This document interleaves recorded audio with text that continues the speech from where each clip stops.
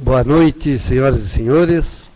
Havendo quórum regimental sob a proteção de Deus, declaro aberta a presente sessão especial aprovada pelo requerimento de número 142/2018 para tratar da campanha do Setembro Verde, que trata sobre a prevenção do câncer de intestino e de autoria dos vereadores Jean-Pierre, Gerson Omar dos Santos e vereadora Aida Ofer. Passo a palavra à mestre de cerimônias. Boa noite a todos e sejam bem-vindos ao plenário Nereu Ramos. Antes da composição da mesa, nós gostaríamos de solicitar a presença do proprietário de uma Duster, que está em frente à Câmara e está com um alarme ligado. Para compor a mesa nesta noite, nós convidamos o senhor Mário Weller, secretário de Desenvolvimento Econômico, neste ato representando o excelentíssimo senhor Antônio Seron, prefeito municipal.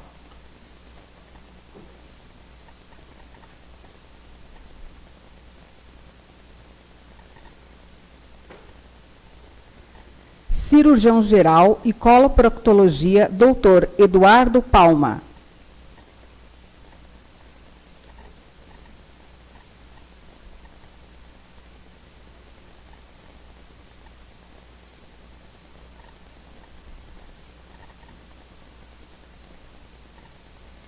Coordenadora do curso de medicina da Uniplac, doutora Maria Cristina Mazetti Subtil.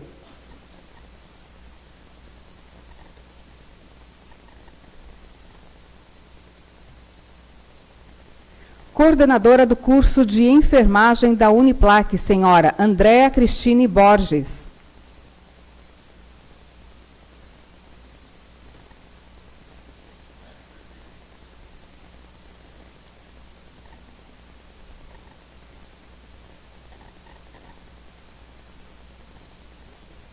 Coordenadora do curso de enfermagem da FAVEST, senhora Magali Maria Tagliari Graffi.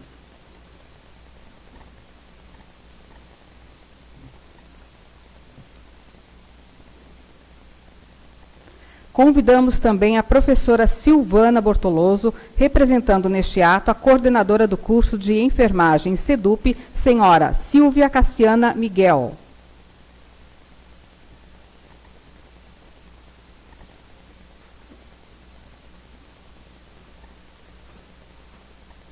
Coordenadora do curso de saúde bucal SEDUP, senhor Anderson Stringari.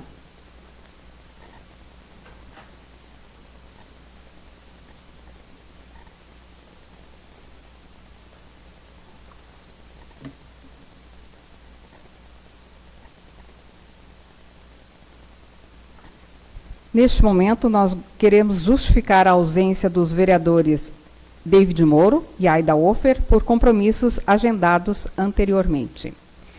Prezado senhor, em atenção ao convite recebido para a sessão especial com o tema Setembro Verde, informamos que a diretora Beatriz estará participando de um congresso no Ministério da Saúde, fora do nosso estado, nesta semana, e estará impossibilitada de comparecer à mesa de autoridades. Desta forma, agradecemos o convite desta Câmara de Vereadores. Atenciosamente, Beatriz Montemeso, diretora do Hospital Teresa Ramos. Ilustríssimo senhor Luiz Marim, presidente da Câmara de Vereadores de Lages. Cumpre-nos pelo presente acusar o recebimento do convite para participação e composição da mesa de autoridades na sessão especial Setembro Verde, a realizar-se no dia 27 de setembro de 2018. Parabenizamos os autores da matéria, vereadores Jean-Pierre, Gerson Omar dos Santos e Aida Ofer, pela iniciativa e manifestamos o apoio da Gerência Regional de Saúde na realização de atividades inerentes ao tema. Atenciosamente, Aloísio Piroli, gerente regional de saúde. Ilustríssimo senhor Luiz Marim, presidente da Câmara de Vereadores de Lages, cumprimentando-o cordialmente, venho, através deste ofício, justificar a minha ausência por compromissos pré-agendado na sessão especial de hoje, que inclusive sou proponente da matéria, juntamente com o vereador Jean-Pierre e a vereadora Aida Ofer, que trata de um tema importante que é o Setembro Verde, prevenção ao câncer de intestino. Atenciosamente, Gerson Mar dos Santos, vereador do PSD. Excelentíssimo senhor Luiz Marim, presidente da Câmara de Vereadores, cumprimentando-o cordialmente, utilizo o presente instrumento para informar a vossa excelência que não estarei na sessão especial Setembro Verde. Motivo, reunião agendada, grato pela atenção. Pastor Marcelo Césio Soares, vereador PSC.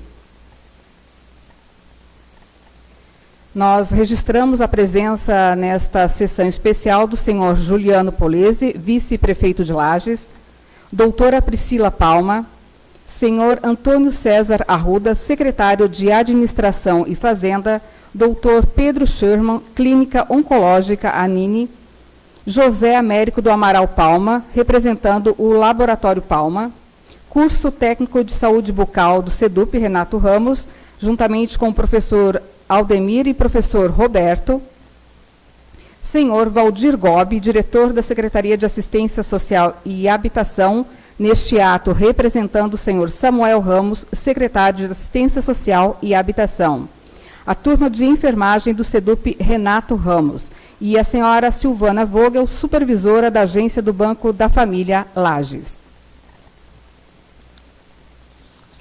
Neste momento, nós convidamos, então, o vereador Jean Pierre, que é um dos proponentes dessa sessão, para fazer uso da palavra.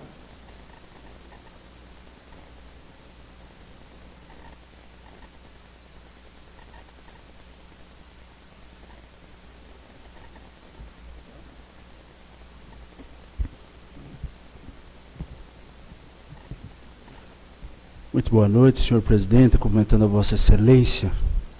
Quero saudar todos os vereadores aqui presentes, essa maravilhosa equipe de profissionais da área da saúde, qual já foram todos mencionados. Em seu nome, doutor Eduardo, gostaria de saudar cada um e antecipadamente agradecer a sua presença. Quero fazer uma saudação também, em nome de todos os alunos, o professor Roberto Ogliari, que vejo daqui, todos aqueles que já foram citados, nosso vice-prefeito Juliano, secretário Arruda, enfim, toda a comunidade, aqueles que nos acompanham pelos meios de comunicação, doutora Priscila, em seu nome quero cumprimentar todas as mulheres, obrigado pela presença, já com alguma dificuldade desse baby aí, muito bom ter a sua presença aqui na noite de hoje. Um dos objetivos dos vereadores é levar a informação de coerência, a informação correta à comunidade. O objetivo da nossa sessão especial é justamente isso, é juntar pessoas profissionais de qualidade e levar a verdadeira informação de um assunto tão pertinente como este, o câncer de intestino. Deveríamos, senhores vereadores, a partir desta sessão de hoje, todo mês, trazer um assunto relacionado à saúde para esta casa, para que possamos ter esse time de ouro que temos aqui na frente hoje e que vai esclarecer muitas das nossas dúvidas. Costumo dizer que o segredo do sucesso da boa saúde se encontra na prevenção. E o que nós estamos tentando fazer aqui hoje, por meio dessa Casa Legislativa, é repassar a prevenção. Que essa noite de hoje sirva para que a gente divulgue as informações que iremos aprender aqui com o doutor Eduardo, com os depoimentos, enfim, todos os profissionais já citados. Sejam todos muito bem-vindos e façam um bom uso da noite de hoje. Muito obrigado, uma boa noite.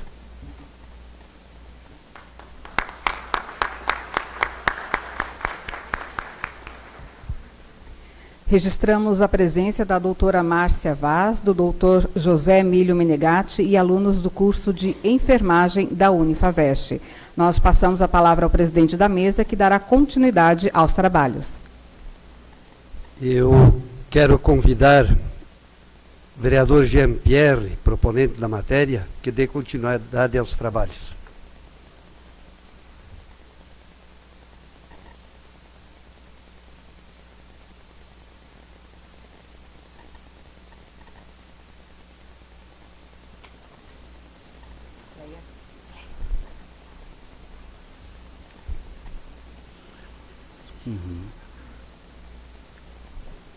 Mais uma vez, muito boa noite a todos e a todas. E para darmos início, gostaria de convidar o Dr. Eduardo Palma, cirurgião geral, coloproctologista, para nos contemplar com as suas belíssimas palavras e ensinamentos. O senhor pode ficar à vontade, se achar que falar daqui ou de lá. De lá.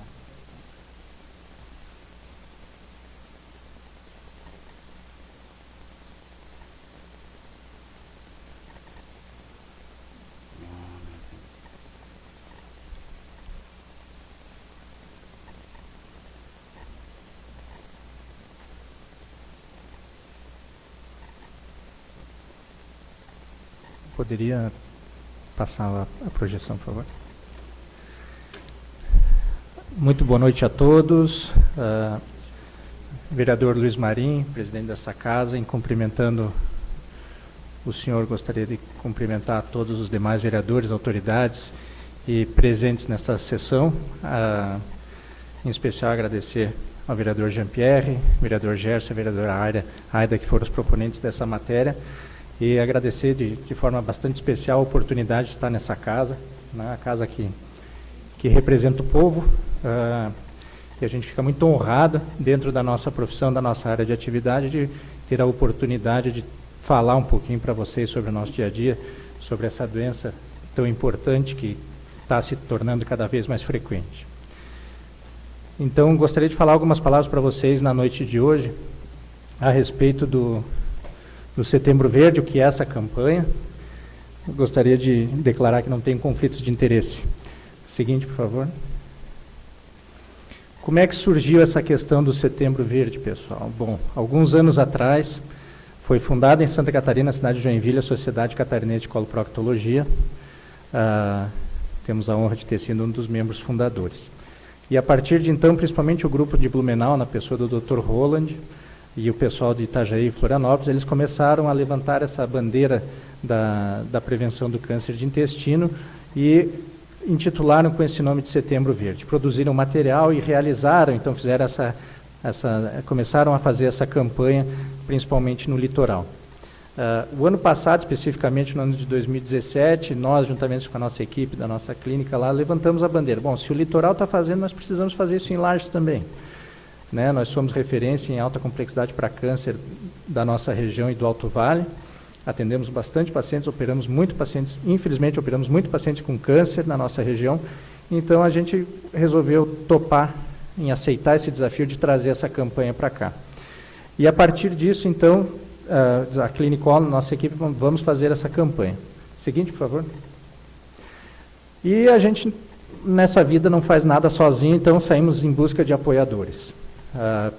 Peço um minutinho dos senhores da paciência de vocês, porque eu faço questão de citar todos os apoiadores que acreditaram na nossa ideia e nos apoiaram, seja financeiramente ou logisticamente, ou de alguma forma vestiram a camisa, como o vereador Jean-Pierre falou dias atrás aqui, vestiram a nossa camisa, né?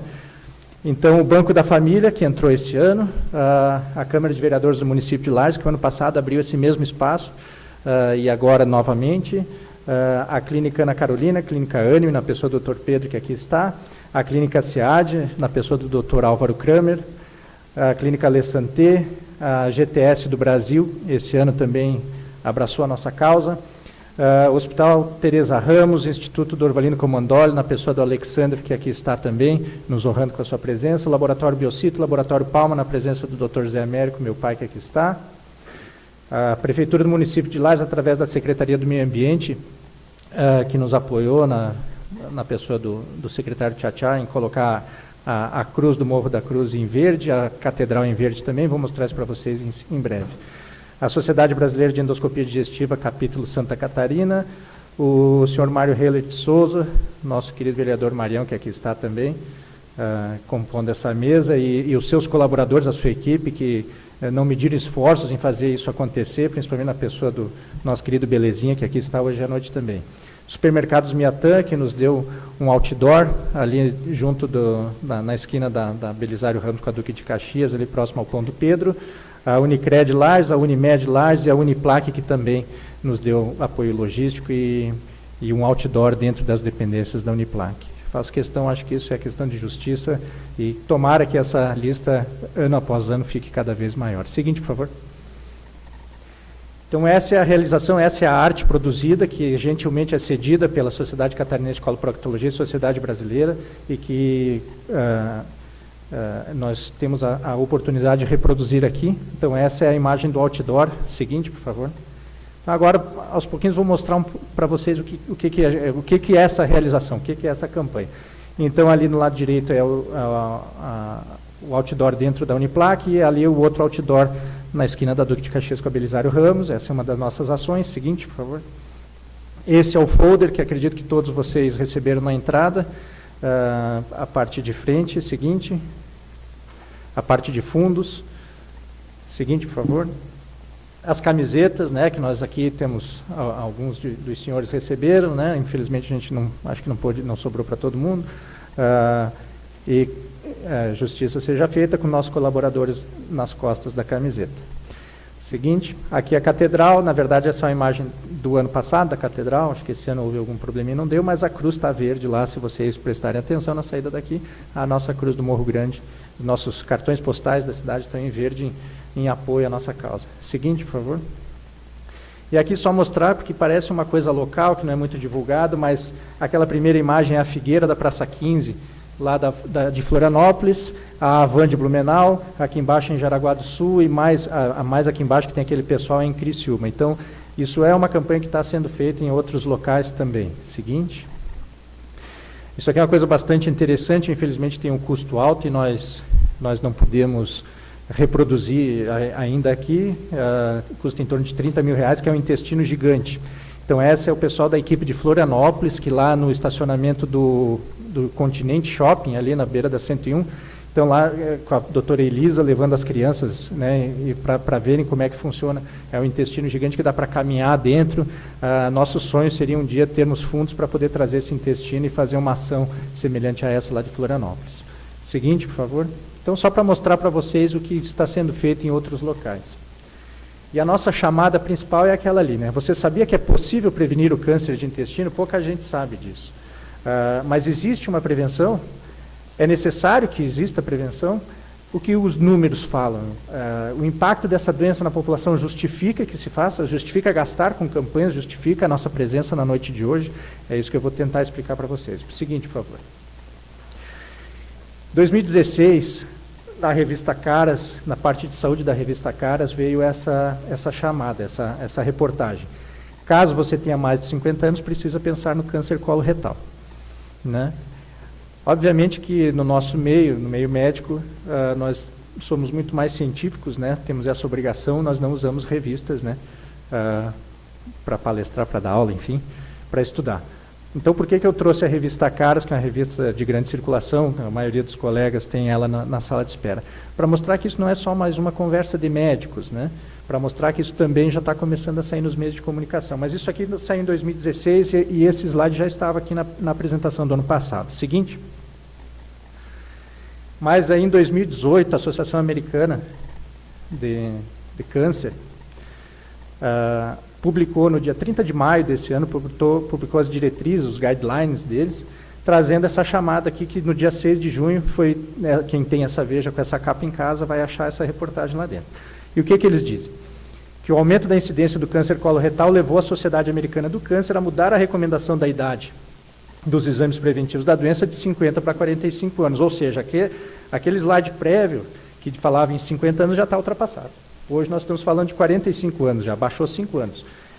Então, isso nos leva a pensar que talvez o câncer de intestino esteja aumentando e seja uma coisa mais importante. Então, isso não chegou no Brasil ainda, né, só na revista Veja e tal, não é um guideline ainda do Instituto Nacional do Câncer, mas já está, nos Estados Unidos já está valendo. Seguinte.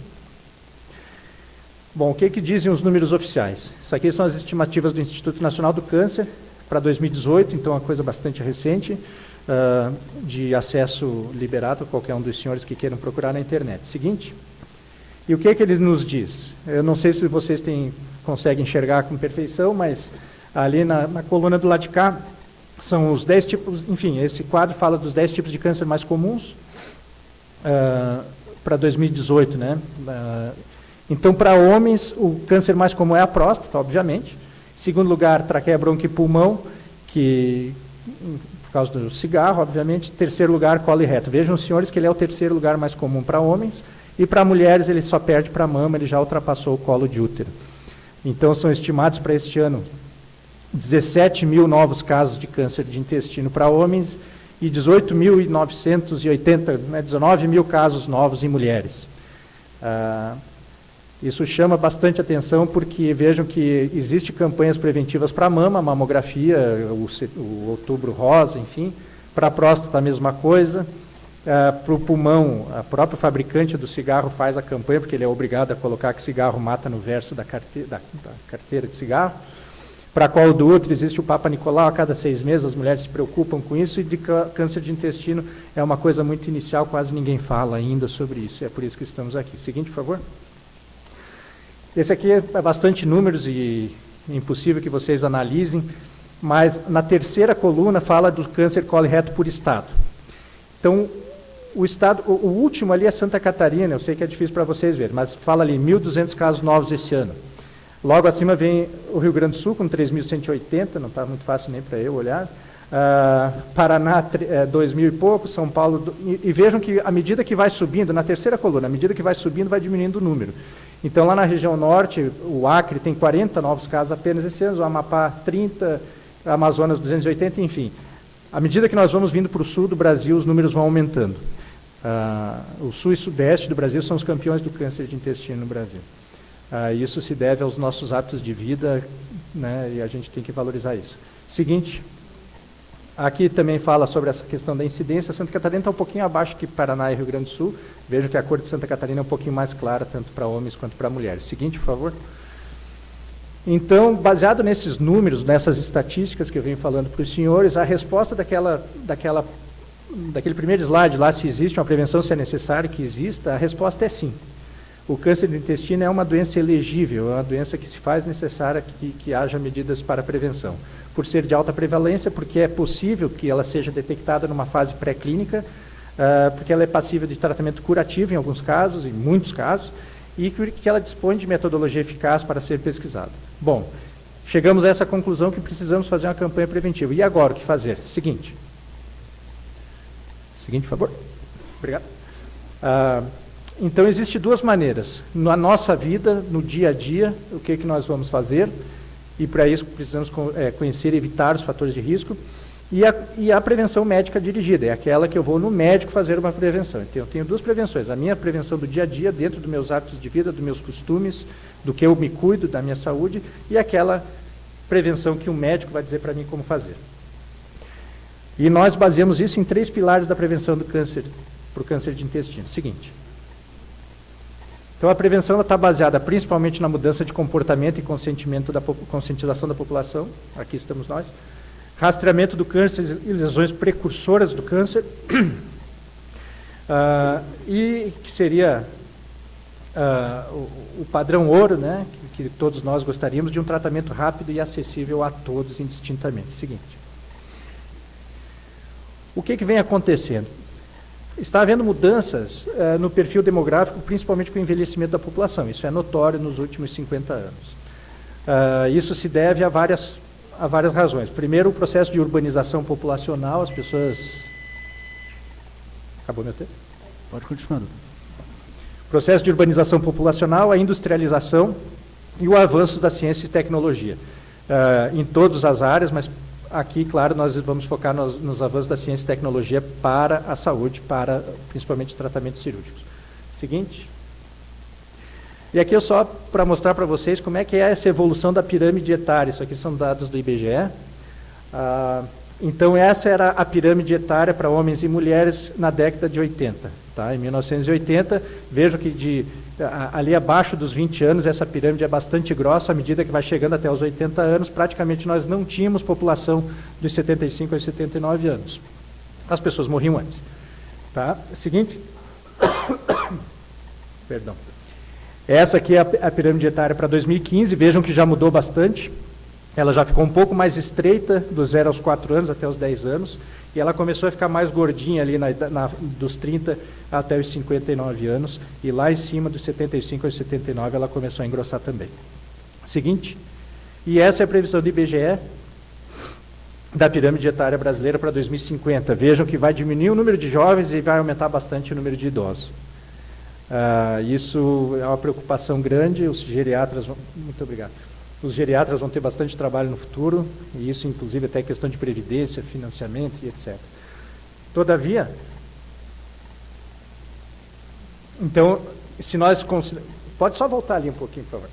Então, se nós considerarmos que o câncer de intestino, ou os tumores, de uma maneira em geral, são doenças de pessoas um pouco mais idosas, é uma maneira fácil de entender por que a incidência do câncer de intestino está aumentando. Paradoxalmente, nós temos tido pessoas abaixo de 50 anos que estão tendo câncer de intestino. Segunda-feira, nós fizemos uma cirurgia no Hospital Teresa Ramos, de um rapaz com 28 anos que está internado lá, está evoluindo bem, mas com 28 anos ele teve um câncer muito agressivo, que precisou fazer radioquimioterapia antes, nós fizemos a cirurgia dele. Então, paradoxalmente, em que a população está ficando mais idosa, está tendo o privilégio de ficar mais idosa, o câncer também está aparecendo em idade mais precoce. Então, são duas preocupações que a gente tem. Por outro lado, com os avanços da tecnologia e da ciência, as coisas estão barateando.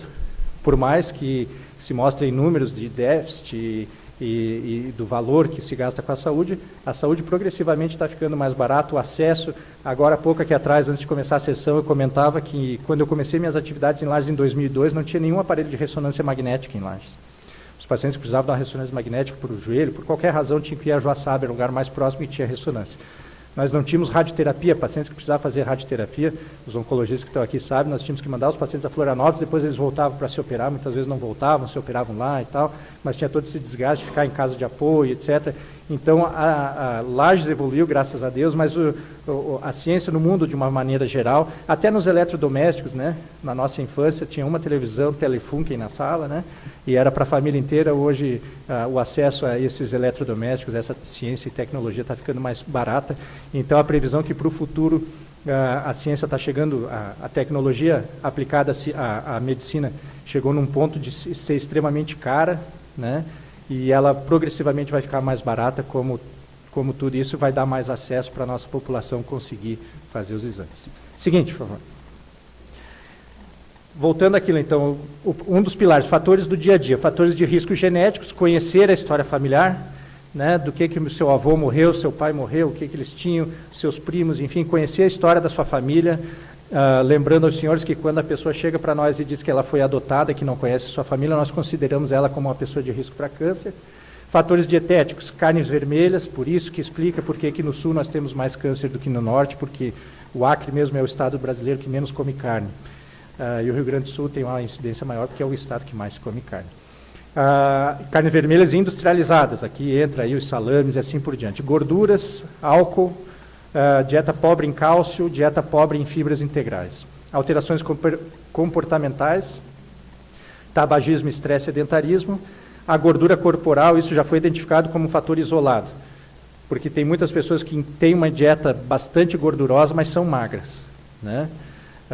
Então, a gordura corporal e a gordura ingerida são dois fatores de risco isolados.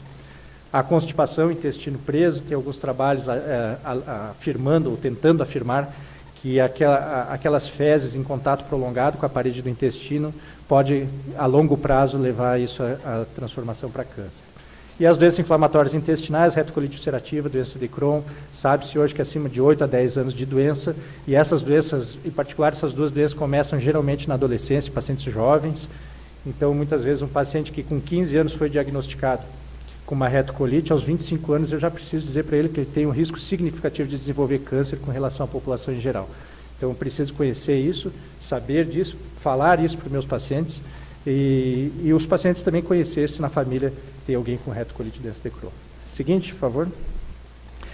Do outro lado, então, aquela prevenção quando a pessoa vai até o médico, como é que ela é feita? Então, o médico tem a obrigação de fazer uma entrevista bem feita no seu consultório e pesquisar esses fatores, que muitas vezes tem sintomas que o paciente não sabe que é um sintoma, e quando a gente começa a perguntar, diz, agora que o médico perguntou, sabe que é verdade, tal. Então, pesquisar e identificar fatores de risco, histórico familiar, como eu já falei, orientações dietéticas e comportamentais, e o exame físico cuidadoso e sem preconceitos, que é a questão de, eu não vou no médico, ele vai querer fazer aquele exame de toque que é horrível, assim por diante. Nós temos que desmistificar isso. E a criteriosa solicitação e interpretação de exames. Não saímos pedindo exames de mais, mas não pedimos exame de menos. Seguinte, por favor. Eu gosto muito dessa imagem, eu sempre coloco elas até nas palestras, nas aulas que eu falo com o pessoal lá da universidade, que é a imagem do iceberg, né? Que o que nós enxergamos é uma ponta muito pequena do iceberg. E muitas vezes o paciente, para nós, o que ele externa para nós dentro do consultório é só a parte de cima do iceberg, mas ele tem toda uma coisa muito maior por trás que o médico tem que, aos pouquinhos, tentando cavar e puxar aquilo, né? Seguinte. Como é que eu posso suspeitar? Veja que, falando em prevenção, do verbo prevenir, ver antes, né? A gente quer tentar identificar pacientes que aquilo é a fase pré-clínica, que não tenham sintomas ainda, né? Mas quais são os sintomas que eles devem se suspeitar de alguma doença, alguma coisa não está bem? Dor na barriga, perda de peso involuntária, anemia inexplicada, né? A pessoa, eu já estou na menopausa, não perco mais sangue, por que eu estou com anemia? Alteração do hábito intestinal, da cor, do odor, do calibre das fezes. Sangramento ao evacuar, né? Sangramento, tem muitas pessoas que chegam no consultório, sempre que eu vou no banheiro sai um sanguinho normal. Sangramento no ser humano, tirando as mulheres uma vez por mês, sangramento nunca é normal, né? Se a pessoa sangra para escovar os dentes, tem um problema na gengiva. Se a pessoa sangra para evacuar, ela tem um problema. Pode ser uma simples hemorroida, uma simples doença, coisa fácil de tratar, mas pode ser coisa maior. Cólicas, uma massa, né? Esses dias ainda fizemos um paciente estava na academia, quando fez abdominal, cresceu uma bola na barriga e aquilo era um tumor. Astenia, né? A fraqueza, inapetência, entre outros. Seguinte, o exame proctológico, o toque retal, tem publicações dizendo que o simples exame de toque, que é feito em qualquer lugar, pronto-socorro, posto de saúde, médico especializado, o toque retal pode diagnosticar até 75% dos tumores de reto. Então, ele é extremamente importante. Já falei isso na FACVEST aquele dia, né? Que tem um livro nosso de medicina, de cirurgia, que fala que as razões para o médico não fazer o toque retal é ele não ter dedos ou o paciente não ter ânus. Ou seja, o toque retal deve sempre ser feito. Seguinte. Essa aqui é a anoscopia, também é um exame facilmente feito no consultório. A gente faz com aparelho descartável, muito seguro, muito fácil, rápido de fazer. Tranquilo. Seguinte, por favor. Os exames que nós falei pouco tempo atrás sobre a avaliação criteriosa e solicitação criteriosa de exames, tem uma gama muito grande de exames, sendo que a colonoscopia é o padrão ouro e o sangue oculto fecal. Então, nós dizemos que a colonoscopia é o exame direto, que é uma microcâmera que vai avaliar o intestino por dentro, e o sangue oculto fecal, principalmente, é um exame indireto, que ele vai dizer, tem sangue nas fezes. Da onde é esse sangue? Não sei. O que é esse sangramento? Não sei, mas é um exame que nos diz, tem gato nesse mato. Não sabemos a cor do gato, nem o sexo do gato, mas tem gato nesse mato. Então, ele é um exame que é barato, é fácil de ser reproduzido, e então, em muitos casos de rastreio populacional, é um exame que pode ser feito, naqueles casos que positivar, né, que a pessoa tenha sangue nas fezes, que ela não enxerga no banheiro, mas é o sangue oculto, né, que se detecta no laboratório, aí passa, então, para um exame mais apurado. Um exame de laboratório que muitos médicos pedem é o CEA, e isso é um erro muito grande, porque o CEA é uma sigla que chama-se antígeno carcinoembriogênico. É um antígeno que o câncer produz. Então, muitos pacientes fazem esse exame todo ano, e quando esse exame sobe, o paciente procura o médico. Só que quando esse exame sobe, o paciente já está com câncer. E a nossa intenção é prevenir o câncer. Então, fazer um exame de CEA, esse exame dá normal e o paciente ficar tranquilo é uma coisa perigosa, a gente tenta combater isso. Seguinte, por favor. Mas e a colonoscopia previne o câncer? É aí que eu gostaria de trocar uma ideia com os senhores. Seguinte. O médico colonoscopista muitas vezes assusta, as pessoas acham que ele vai, né, que ele é um monstrinho, mas não é assim que funciona. Seguinte, por favor. Geralmente o ambiente da colonoscopia, isso o pessoal da nossa equipe aí pode me confirmar para mim, geralmente é um ambiente muito tranquilo, e essa microcâmera vai passando e vai avaliando em tempo real, com uma imagem em alta resolução da parte interna do intestino. Seguinte, por favor. E essa figura aqui, ela é uma figura extremamente importante, porque ela fala o que é a prevenção. Então, a pessoa não tem nada, daí naquela primeira imagenzinha lá, é uma picadinha de mosquito no intestino chamado pólipo. Se nada for feito, esse pólipo vai crescendo e aos poucos ele vai caminhando em direção ao câncer, até que a imagem mais à direita aqui é o câncer avançado já do intestino. Então, se nós detectarmos um pólipo antes, enquanto ele é benigno, né, até naquele quarto desenho, e nós removermos esse pólipo através de um laço, que a gente tem um canal de trabalho que pode passar um laço metálico e tirar esse pólipo, nós temos a grata satisfação de dizer para o paciente que ele não vai para o câncer. Em tese, todo paciente que desenvolveu um pólipo, ele entrou na estrada que leva ao câncer. E se eu posso remover esse pólipo, eu digo para ele, você não vai mais ter um câncer. Nem todos os pólipos são pré-malignos, é importante dizer isso, mas nós não sabemos. Então, a gente detecta um pólipo, na hora a gente já passa um laço e remove. Dizer para os senhores que a nossa profissão, nós somos cirurgiões, né? Eu, doutor Zé Emílio, doutora Márcia, doutor Eduardo Andrade, aqui nós fazemos cirurgia, nos dedicamos à cirurgia de intestino, basicamente, e a gente fica muito feliz quando consegue chegar na porta do centro cirúrgico e dizer para os familiares que a gente conseguiu extirpar a doença e conseguimos ajudar aquele paciente a se livrar do câncer. Mas muito mais gostoso do que isso, para nós que somos cirurgiões, é remover um pólipo e dizer para o paciente, ele não vai ter um câncer, porque nós chegamos antes. Graças a Deus ele procurou antes e a colonoscopia detectou esse pólipo antes dele ser um câncer. Nem todos os tumores nos dão essa oportunidade, o câncer de intestino nos dá. A maioria dos tumores, quando surgem, já surgem câncer, né? Seguinte. Então, agora umas imagens do meu acervo. Isso aqui já não são mais imagens de livro, são imagens de exames que nós fizemos. Esse aqui é um exame normal. Então, eu sempre brinco que a colonoscopia é como colocar uma lanterna para enxergar a garganta, né? A gente vê tudo rosinha lá por dentro, brilhando, úmido. Esse é um exame normal. Seguinte. Esse é um examezinho com pólipo. Não sei se os senhores conseguem enxergar. Já tem um pequenininho pólipo lá, parece uma picadinha de mosquito. Uma coisinha bem pequena. E, sinceramente, esse paciente não tem nada. Não sente nada, né? Melhor dizendo. Mas é nessa fase que eu preciso passar um laço. Aqui nessa outra imagem vocês podem ver o lacinho já sendo, e esse pólipo sendo removido, e esse paciente saiu daquela estrada que estava levando ele até o câncer. Né? Então o exame ele tem a oportunidade de ser diagnóstico e terapêutico. Seguinte. Essa é uma síndrome rara, que são muitos pólipos. Aí é outra coisa. Seguinte, por favor. E aqui já é um pólipo que tem câncer. Né? Já tem adenocarcinoma, vocês veem que na parte mais de cima ele é cor de rosinha, mas aqui embaixo ele já tem uma área mais funda, branca, nessa região onde já está o câncer. É um pólipo que já está malignizado, e essa é uma paciente que eu operei em 2008 e ela está muito bem até hoje. Seguinte, por favor. E esse é um câncer avançado, já estenosante. Se vocês olharem, só tem um buraquinho ali no meio, que é por onde o cocô consegue passar. Já está sangrando espontaneamente, não limpou o intestino. Esse já é um tumor bastante avançado. E vejam, senhores, que essa doença ela é tão traiçoeira que esse paciente chega para nós e diz, mas eu não sentia nada e eu já estou com isso. Isso acontece muito. Então, essa imagem é feia, essa imagem não é bonita de mostrar, eu não gosto de mostrar, todo mundo diz, tira de uma vez esse negócio que eu não quero ficar olhando para isso aí. Mas a importância disso é que muitas vezes a pessoa diz, eu não vou no médico porque quem procura acha. Né? O dia que eu sentir alguma coisa, procuro o médico. E a nossa intenção aqui é de justamente os pacientes começarem a fazer exames preventivos antes de sentir alguma coisa, porque às vezes esperar ter algum sintoma talvez já seja nessa fase aí que fica o tratamento muito mais difícil. Seguinte. Essa é a genética do câncer, mostrando então que o câncer de intestino são vários cromossomos, 5, cromossomo 12, cromossomo 18, cromossomo 17, é uma genética envolvida, então é importante conhecer os fatores familiares envolvidos.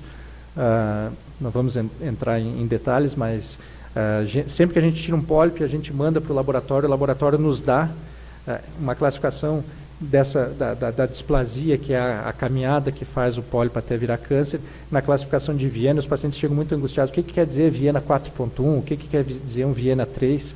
E a explicação passa por aqui, que a gente chama de sequência adenoma-carcinoma. Seguinte. Aqui também mostrando os estágios já do tumor. Seguinte, por favor. Aqui mostrando como é que é a anatomia do intestino. Nós que fazemos essa cirurgia precisamos conhecer demais. E um dos primeiros atos que nós precisamos fazer na cirurgia é tirar a irrigação do tumor, tirar os vasos sanguíneos que estão alimentando aquele tumor.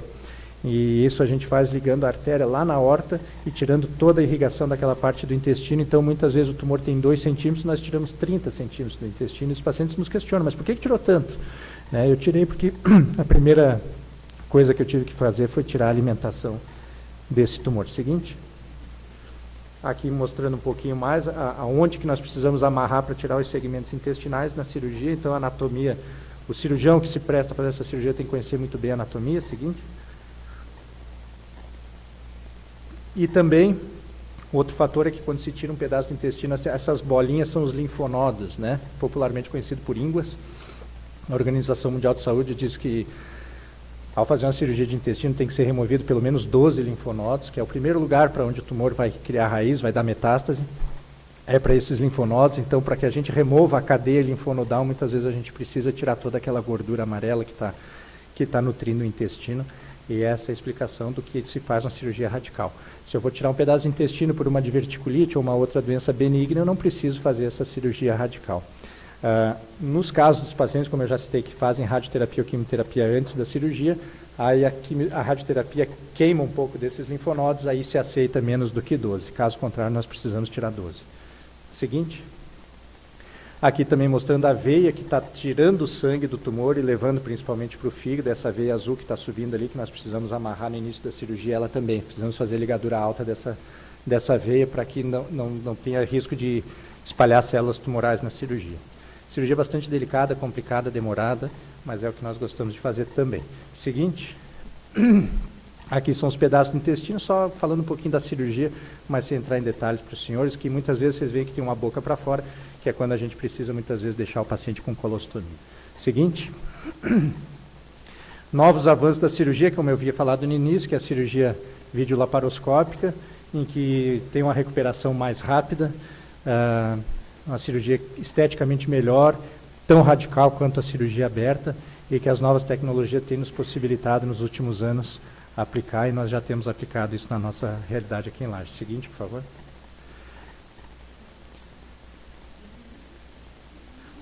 Dizer para vocês que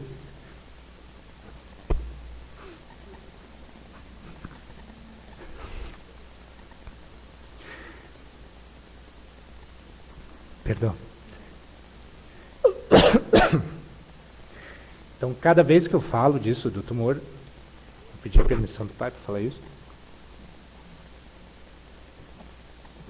Mas cada vez que eu falo em prevenção, eu falo isso para mim mesmo. Porque o pai, anos atrás, teve um tumor de reto. E, graças a Deus, nós descobrimos isso numa fase bastante inicial, foi submetido à cirurgia. E está aqui hoje comigo.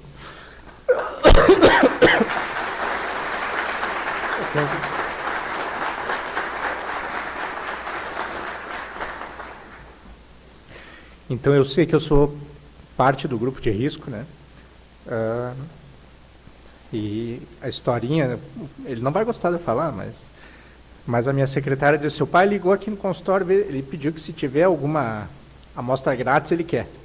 Amostra grátis de pomada para hemorroida. Eu digo, mas para quem que ele quer dar essas pomadas? Até tem aqui, a amostra grátis, né? Mas para quem que ele quer? Não, é para ele mesmo que não está bem de hemorroida. Eu digo, opa, peraí. Eu digo, eu dou as amostras, mas desde que ele venha buscar, né? Não, ele disse que é para deixar lá no laboratório e tal. Eu disse, não, eu entrego, mas ele tem que vir aqui buscar. E aí eu examinei, a gente não examina o pai da gente, né? Mas nesse caso eu examinei. Fizemos a colonoscopia, tinha o pólipo, e o pólipo já tinha um início de câncer, né? E graças a Deus deu tudo certo. Seguinte. Eu trouxe esse trecho dessa música, que é uma música jovem, uma música nova, e eu gosto muito dela, para passar para os senhores o seguinte, que a vida é muito rápida, né? E nós precisamos, se nós temos tecnologia, se nós temos médicos que se dedicam a esse tipo de especialidade, e com isso nós conseguimos ajudar aquela pirâmide etária a fazer a nossa população envelhecer cada vez mais, né? Para isso, para a gente curtir a família, para a gente... Eu acho que esse é o nosso objetivo. Seguinte, por favor. E se é um sonho nosso, né? Começamos ano passado, hoje estamos aqui de novo, né? E se Lages, eu acho o Belezinha que me mandou essa foto, não sei onde ele conseguiu, mas mostrando uma Lages toda verde, né? Eu acho que é uma produção de computador, enfim, né? Mas se no futuro a gente conseguir fazer com que a nossa cidade tenha mais adesão a essa campanha do Setembro Verde, enfim, né? Eu acredito que no futuro a gente vai ter cada vez melhores resultados e e ajudar mais a nossa população, evitando cada vez mais o câncer. Muito obrigado, pessoal. Desculpem.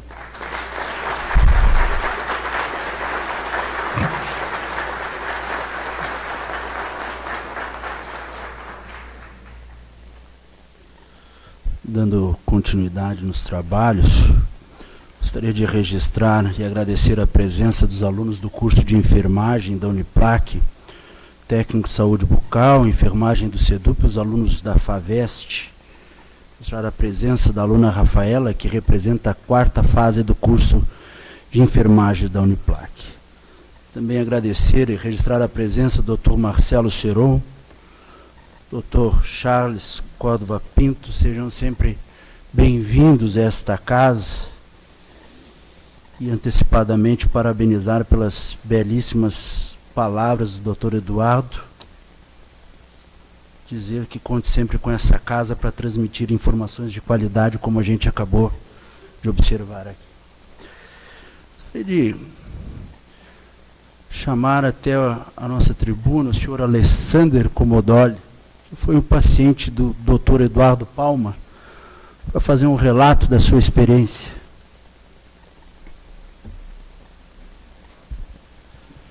Olá, boa noite a todos e a todas.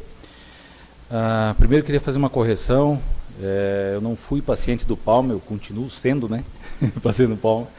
Só fazer essa breve ajuste aí.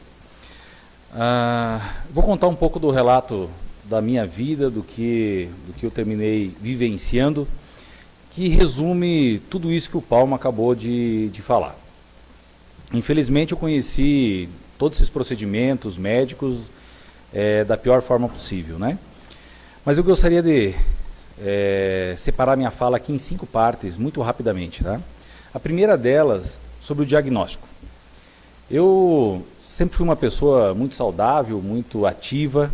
Hoje estou com 44 anos, mas desde a minha infância sempre fui muito, sempre buscando desafios novos e nunca medindo muitas consequências com a própria saúde. Trabalhava de 15 a 18 horas por dia, né, numa empresa de tecnologia aqui de Lages, viajava o mundo, trabalho aí em 23 países atualmente, e aí comecei a sentir uma dor na barriga. Como a maioria de nós homens, né, fui deixando isso para depois, né? Começou a surgir uma dor e foi intensificando, falei, isso aí é uma coisa normal, comecei a tomar um remedinho daqui, um remedinho dali, até que começou a ficar insuportável a dor, né? E aí procurei um médico aqui na cidade, que ele acabou fazendo uma consulta rápida e diagnosticou que eu estava com estresse. E eu comecei a pensar, trabalho 15 a 18 horas, realmente deve ser algum estresse, né? Diminuí meu ritmo para umas 10 horas por dia e também não resolveu o problema da dor. Procurei um novo recurso que diagnosticou que eu estava com síndrome do viajante, que era devido à alimentação, que eu estava comendo em vários locais diferentes e que com isso que estava gerando essa dor. Até chegar no Palma. Palma me diagnosticou que estava com esse pólipo já muito avançado, que era um câncer no intestino e que eu precisava remover. E aí eu me dei diante de 3 diagnósticos que foi muito chocante, né? Um dizendo que eu estava estressado, outro que estava com síndrome do viajante e outro que estava morrendo. E aí eu pensei, vou acreditar em quem, né? Eu falei, o primeiro que eu não vou acreditar é no Palma. Vamos tirar esse homem fora aqui, né? Que é o pior cenário possível. E aí busquei recurso em São Paulo, Blumenau e Florianópolis. E todos eles foram piorando. Eu comecei já a valorizar o Palma, né? Um dos médicos me deu 53% de chance de vida que eu chegaria no Natal. E isso era dia 12 de outubro de 2016. Há 2 anos atrás, basicamente, né? Retornei para o Palma. E aí o Palma fez toda a análise. E aí cheguei no segundo ponto, né? Comecei a me questionar o porquê.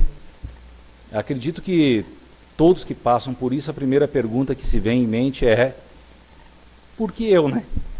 O Palma se emocionou, né? Isso mexe muito com a gente, né? Que passa por isso. Mas por que eu? Sempre fui uma pessoa do bem, sempre trabalhei, nunca fiz mal para ninguém, por que eu? E eu acredito hoje que todos que passam por isso começam a se questionar dessa forma, né? E uma das coisas que eu ouvi do Palma foi, se eu tivesse feito o exame há 2 anos atrás, conseguiria ser retirado o pólipo, né, pelo exame. Primeiro grande erro nosso, né? Só fui no médico quando realmente não tinha mais jeito e ainda não quis acreditar no primeiro diagnóstico. Hoje, estou fazendo check-up a cada 6 meses, né? De uma mudança de hábito. Terceiro grande ponto. Agir e enfrentar isso. E aí você tem que tomar uma decisão na sua vida que é muito dura, né? Se não fizer nada, o pior vai ocorrer. Então você não tem muita alternativa. E eu entrei na sala de cirurgia, e me lembro muito bem nesse dia, me despedi de toda a família, porque os diagnósticos que eu tinha recebido depois do Palma era um pior que o outro, né? E entrei confiante e tomei uma decisão que eu precisava fazer e muito rápido para que pudesse me salvar. E aí a gente começa a se questionar, né? Se eu não prevenir, agora só restava corrigir. E é uma cirurgia bastante ofensiva, né? Eu retirei 1 metro, né? Eu não, né? O Palma retirou, né? 1 metro do intestino, contra a minha vontade, não queria. Até porque tinha um câncer, né? E ele tomou a decisão de tirar toda a parte para que não ficasse nenhuma raiz, né? E não precisava fazer químio e tudo mais. E foi uma decisão muito assertiva. Fiz a cirurgia, saí da cirurgia, fiquei 3 dias no quarto. E aí a gente começa a pensar na vida, né? Quando a gente está 24 horas no hospital, a gente tem tempo para pensar e refletir sobre nossas ações do nosso dia a dia. Coisas que a gente nunca para fazer. E aqui até gostaria de convidá-los a pensar sobre isso, né? E eu tomei uma decisão que, no meu entendimento, é o 4º item, que é agir diferente, né? Quem daqui come salsicha? Levanta a mão aí. Cachorro quente? Sugiro que vocês fumem um cigarro, faz menos mal. E olha que o cigarro já faz mal. Quem toma refrigerante? Só vocês? Vou perguntar de novo, quem toma refrigerante aí? Todo mundo toma, né? E faz muito mal. E com essa cirurgia eu aprendi que tinha que mudar os hábitos alimentares. Porque nessa vida do nosso cotidiano, que a gente vive tão sempre atrasado, tão corrido, a gente acaba se alimentando muito mal e isso faz muito mal para o nosso organismo. Eu só trabalhava, não fazia exercício, não fazia nada e ainda comia pessimamente mal. E isso eu acabei mudando de forma drástica os meus hábitos de vida. Segunda coisa que eu tomei uma decisão, nesse 4º item, foi criar um instituto. Porque quando a gente passa por isso, e tinha recurso, né, para me curar e me corrigir, tinha tempo hábil ainda para isso, quantas pessoas não têm mais esse tempo, né? E quantas pessoas não têm essa condição de fazer isso? E eu estou aqui elogiando o Palma e eu paguei ele ainda, tá? Não foi ele que me pagou não, né? Mas, primeiro eu agradeço a Deus, e segundo o Palma. Palma talvez não sabe a gratidão que eu tenho por você. Até porque estou aqui hoje, né, falando para vocês. Então criei um instituto para poder ajudar as pessoas com dignidade. E dedico isso, a minha vida, a esse hábito. Porque eu sempre fui uma pessoa do bem, mas também nunca tinha feito caridade de verdade. Então a primeira coisa quando saí do hospital fui aprender o que é fazer caridade. Porque eu não sabia fazer. Hoje eu afirmo para vocês que eu já sei um pouco, depois de 2 anos, como é fazer caridade. E convido vocês a ir visitar o IDC Brasil, que fica atrás da Receita Federal, para quem não conhece. Alguém já conhece? Umas pessoas já, né? Passem lá. É muito gratificante ajudar as pessoas. Hoje a gente ajuda já aproximadamente 2.000 pessoas por mês com alimentação. Dentista é o que é mais procurado, para vocês terem uma ideia. Salas de informática, de costura, inglês, para dar condições para as pessoas. E dar uma nova oportunidade de vida para essas pessoas. E o 5º e último item, eu tinha 5 minutos, tem 45 segundos ainda, que para mim é o mais importante, que eu mudei efetivamente e gostaria de recomendar para vocês, e gostaria que vocês anotassem isso, para quem puder anotar, que é 3 coisas: viver, viver e viver. Coisa que eu não fazia com a minha família, com a minha mãe. Quem daqui, nesse último mês, disse para o seu pai, para a sua mãe, que ama eles? Levanta a mão. Parabéns. Quem não fez, faça ainda, há tempo. Porque eu, quando entrei na sala de cirurgia, eu me deparei que eu não fazia isso. E a gente muitas vezes tem que passar por um problema tão grave de saúde para mudar uns hábitos tão simples, né? E tão simples e tão gratificante que é isso. Então, pessoal, ame mais, viva mais, curta mais. Aproveite esse momento, como o Palma comentou, que é tão curto aqui na face da Terra, de a gente estar aqui juntos, né? Faça o bem, procure ajudar as pessoas que vocês acreditam que é necessário ajudar e se ajudem, né? Revisem as suas atitudes, né? E eu comecei a fazer o que eu mais gosto.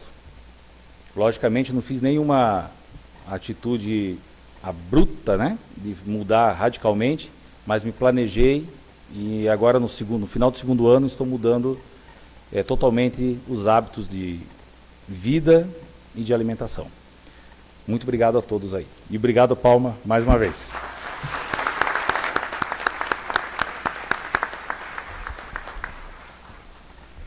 Gostaria de pedir licença, senhores e senhoras, fazer uma quebra rápida de protocolo e convidar o meu amigo, o secretário Mário Wohler, para dar o seu depoimento também.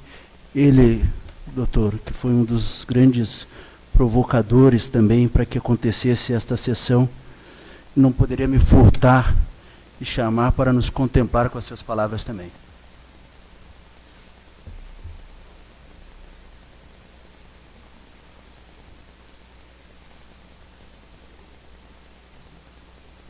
Boa noite a todos e a todas.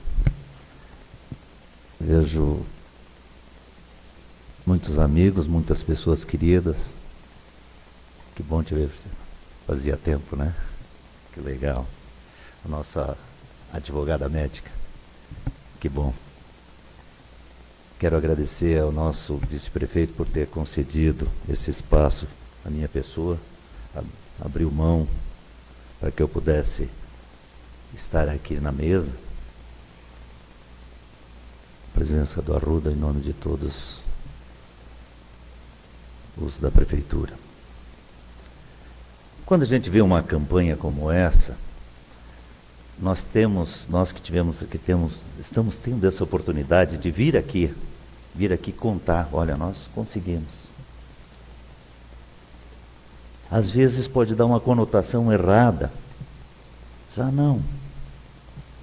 Olha, eles tiveram, mas saíram. Mas tem uns quantos que não saem, né? Uns quantos que nós estamos aqui representando que não tiveram a sorte de ter uma UTI na hora, né, Cristina? De ter pessoas com capacidade, ter uma cidade com condições, ter um trabalho de excelência como nós temos. Nós gostamos muito de falar mal da saúde pública ou da saúde como um todo. É claro que teria que ser muito melhor. É claro que nós teríamos que ter muito mais atenção. É claro que nós precisamos de muito. Eu tive por 7 dias e algumas horas numa UTI. E quando eu saí, fiz apenas uma coisa: aplaudir. O trabalho. O que tem de humanidade naquele trabalho daquelas pessoas é uma coisa que não tem como mencionar, não tem como mensurar. E essa mesma humanidade nossa, que nós às vezes esquecemos de enxergar no médico, nós tivemos aqui representada agora muito forte. quando a gente sabe, conhece a família, como a gente conhece, o carinho que a gente tem, e sabe que isso acontece conosco também, não é só com os outros, não. O susto que a gente leva, eu brinco, a Rose e eu brincamos que nós somos um casal bastante unido, né? Um ano ela, depois o outro ano eu, e estamos aí. Mas a mensagem que eu quero trazer é que nós somos os que conseguiram. Na minha reversão da Bolsa, nós tínhamos lá 30 e tantos na área de pós-cirúrgica, daqueles 4 ou 5 que não eram por câncer. Os demais eram todos com câncer. Cerca de 30 pessoas, quase todos com câncer. Então acontece sim conosco, acontece com todos nós, pode acontecer com todos nós. Não é com os outros. Por isso a prevenção é necessária sim. A Arruda testemunha disso, né, Arruda? Por esse cuidado, por essa prevenção, conseguiu pegar no começo. E nós temos uma estrutura muito boa em Lages. Nós temos profissionais muito bons em Lages, mas temos homens e mulheres humanas dentro daquele jaleco. E isso que é mais importante nós comemorarmos. Eu não esqueço nunca, para ser rápido, mas eu também tenho que homenagear o Charles, porque ele cuidou do meu pai até os últimos dias. E quando eu o vi no sepultamento do meu pai, eu vi que dentro daquele jaleco tinha um ser humano muito grande, que eu continuo vendo até hoje. Quando eu vejo o Seron, né, nos abraçando, a Rose e eu, né, doutor? E dizendo, não, vocês vão dar conta de mais essa. Nós temos que lembrar que saúde é feita por gente. E vocês que são alunos, que estão entrando nessa profissão, uma profissão de gente. Gente grande, gente boa, gente que salva a gente. Não é só uma profissão que paga bem. É uma profissão que salva vidas. Antes de um salário bom, tem uma missão enorme. Essa missão de cuidar de nós. Obrigado por vocês estarem aqui, mas nós precisamos sim. O Belezinha não está aqui, nós temos que deixar o Eduardo já fez a menção, mas a Gessander sempre muito grande, né? Ele esteve conosco até agora, dedicou uma semana inteira dele lá para ajudar a buscar os patrocinadores, camiseta, e deu de tudo para que isso acontecesse, e ele também dizia isso é por gratidão por eu não ter, né, o problema. A essa Câmara de Vereadores que sempre se preocupa muito com as coisas e as causas da sociedade. Obrigado por ter trazido para nós essa oportunidade de chamarmos a atenção para o problema que existe. Mais uma vez, muito obrigado a todos.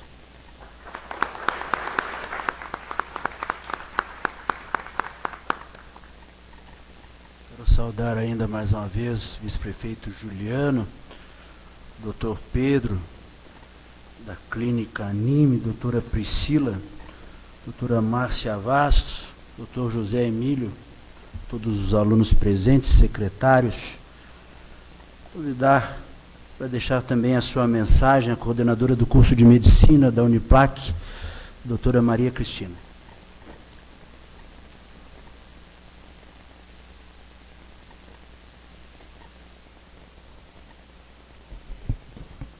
Boa noite a todos. Eu quero cumprimentar o vereador Jean-Pierre, em nome dele e todos os vereadores presentes.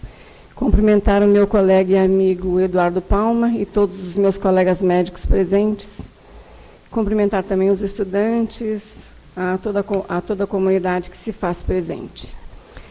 Hoje é um dia muito importante, é um dia que nós comemoramos a prevenção do câncer do colo, mas eu não posso me furtar de falar aqui que essa preocupação vem de uma instituição privada, que é de uma clínica que faz um excelente trabalho em Lages, que é a Clinicolum, onde também deveria ser parte do poder público, que deveria estar muito preocupado com essa situação. Quando a gente fala em prevenção de colo, e se fala em padrão ouro, se fala em colonoscopia, nós, infelizmente, ainda só conseguimos fazer colonoscopia ou através do Consórcio Municipal de Saúde ou através da forma privada. Nós ainda não temos o padrão ouro de colonoscopia, que é acessível a todas as pessoas que deveriam ter mais do que 45 anos. Então, nós precisamos, eu já fui gestora de saúde, Arruda, não estou aqui falando dessa ou daquela prefeitura, eu já fui, nós tivemos vários embates naquela época, e infelizmente a gente não consegue o dinheiro suficiente, mas tem que ter alguma forma de nós conseguirmos fazer isso. Porque o Eduardo, o doutor Eduardo, está há 3 meses em função dessa campanha. Todas as vezes que eu encontro, ele estava preocupado em como desenrolar isso. E desde o ano passado foi o primeiro episódio, o segundo agora. E nós temos que ter um engajamento maior em que fazer com que haja alguma política pública que se preocupe realmente com essa situação. Nós temos a lei do câncer, que é da deputada Carmen Zanotto, que nós precisamos começar o início do tratamento do câncer em 60 dias. Não é isso que acontece. Nós sabemos da dificuldade, meus colegas oncologistas que estão aqui sabem que quantos pacientes começam o seu tratamento quando já não adianta mais. Então, hoje eu não estou aqui como política, estou aqui como coordenadora de um curso, mas política que sou, não consigo me furtar de falar sobre isso. E que nós temos que, Eduardo e meus colegas, sim, nos preocuparmos em tentar fazer com que essa política de que os pacientes possam ter acesso ao exame padrão ouro, que é a colonoscopia. Então, quantos de nós não teve pacientes, amigos, colegas, vizinhos que tiveram essa doença, e graças a Deus nós temos 2 aqui, e o Mário, por muito pouco, ele sabe disso. Eu presenciei, junto com o Eduardo, uma complicação que houve na cirurgia, que não foi da cirurgia de colo, mas um pós-cirúrgico, que foi uma trombose que acabou dando nele, por isso que ele foi para a UTI, isso ele não disse, não foi da doença, mas foi de uma complicação da cirurgia, que pode acontecer, né, nos pós-cirúrgicos. Eles tiveram a sorte de ter acesso a essas pessoas e poder fazer o seu tratamento. Mas quantos dos nossos pacientes não podem ter o acesso em tempo hábil? Então, eu só queria deixar esse recado aqui, para que a gente possa, até no ano que vem, poder dar uma notícia melhor, que o poder público venha aqui junto com a gente e dizer assim, realizamos tantas colonoscopias agora por mês, para a gente poder ajudar a nossa população. Era isso que eu tinha para dizer, e muito obrigada.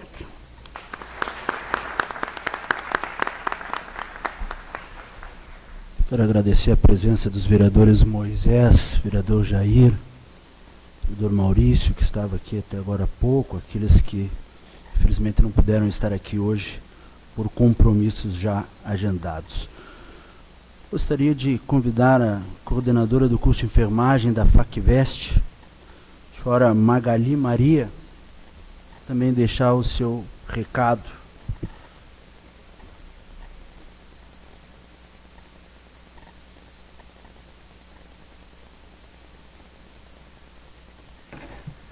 Boa noite a todos os presentes. Para mim é um prazer estar aqui, estar nessa casa e por uma causa tão nobre. Pensando na prevenção, pensando na promoção e pensando na saúde. Eu brinco sempre, e meus alunos sabem disso, que eu sou enfermeira antes do SUS existir. E isso faz um bocado de tempo. E muitos dos que estão aqui não imaginam como é que sejam, porque eles não tinham nascido ainda. E a gente vê, né, doutora Maria Cristina, quanto mudou, mas o quanto tem para mudar. O quanto nós ainda necessitamos. O quanto a tecnologia faz a diferença, mas o quanto nós temos carência dessa tecnologia. Nós temos profissionais capacitados, nós temos hospitais de qualidade, nós temos uma equipe de qualidade, mas nós precisamos que todos juntos, também com as políticas públicas de saúde, tenhamos esse olhar voltado para a prevenção. O Dr. Eduardo esteve lá na Unifacvest, semana retrasada, fazendo a abertura desse mês, e quando ele esteve lá, ele se emocionou muito também ao mostrar a imagem da família, da doutora Márcia e das crianças e do pai, e dizendo que é por eles que cada dia ele quer ser melhor. E quando ele fala isso, ele fala a importância do cuidar e a importância da família. Eu olho aqui para a minha categoria, que nós somos enfermeiros, e penso que a nossa função é o cuidar. E que quando nós temos nas nossas mãos um paciente, nós temos além dele toda uma família, todas as suas tradições, toda a sua cultura, toda a sua história. E que isso não pode ser deixado para trás. Nós temos que olhar esse contexto e nós temos que pensar no cuidado nesse contexto. Nós também precisamos nos cuidar. Nós também precisamos olhar para nós enquanto pessoas. É importante que todos nós, cada vez mais, no nosso cotidiano, possamos passar essa informação e possamos falar da importância da prevenção. Da prevenção do colo, da prevenção do câncer de mama, da prevenção da hipertensão, da prevenção da diabetes, da forma com que nós sejamos mais saudáveis. É para isso que a gente está aqui. É para isso que nós estamos aqui. Para instigar em cada um essa pontinha de vontade de fazer a diferença. Obrigada a todos.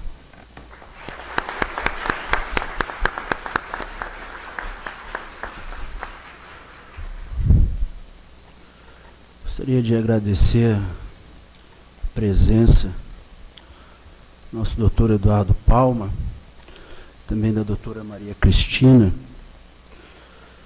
coordenadora do curso de enfermagem da Uniplac, a senhora Andréia, também da coordenação de enfermagem da Unifacvest, a senhora Magali, todos os professores aqui presentes, o secretário Mário, representando o prefeito, mais uma vez o vice-prefeito Juliano, enfim, todos aqueles que, o Alex, que deu seu depoimento, todos aqueles que, de uma maneira ou de outra, contribuíram com as suas presenças, as suas palavras, esse conhecimento. Dizer aos senhores vereadores que o que nós vivenciamos aqui foi um momento de oxigenação na Câmara de Vereadores, onde tivemos a oportunidade de receber informações, uma renovação de esperança. E dizia outro dia, doutor Palma, que quando se perde a esperança, se perde a vontade de viver. E o que nós vimos hoje aqui foi justamente isso, uma esperança renovada. Leve os meus parabéns pelos trabalhos, assim todos os profissionais da saúde. Mais uma vez, obrigado pela presença de todos. Contem sempre com o Legislativo nas suas funções para ajudar a divulgar as boas informações como as que tivemos aqui hoje. Dando por encerrado, a presidência desta casa agradece a presença de todos e que aqui compareceram e convocando os senhores vereadores para a próxima sessão ordinária na segunda-feira. Muito obrigado, uma boa noite a todos.